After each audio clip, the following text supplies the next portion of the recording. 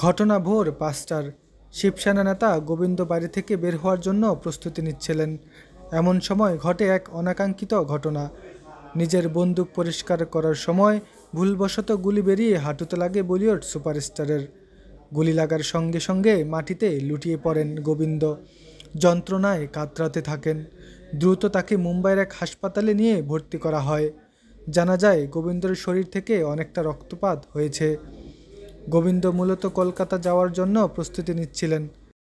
তিনি তার লাইসেন্স করা রিভলভারটি আলমারিতে রেখে দিচ্ছিলেন। এমন সময় বন্দুকটি তার হাত থেকে নিচে পড়ে যায় এবং একটি গুলি তার পায়ে লাগে।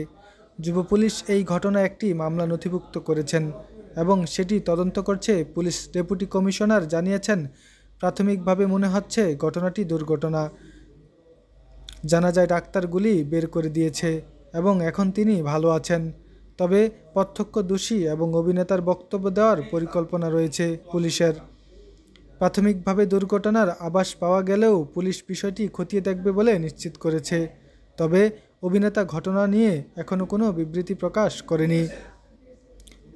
গোবিন্দ বলিউডের অন্যতম জনপ্রিয় অভিনেতা। অ্যাকশন, কমেডি, ড্রামা ৩ ধরনের ছবিতে কাজ করেছেন তিনি।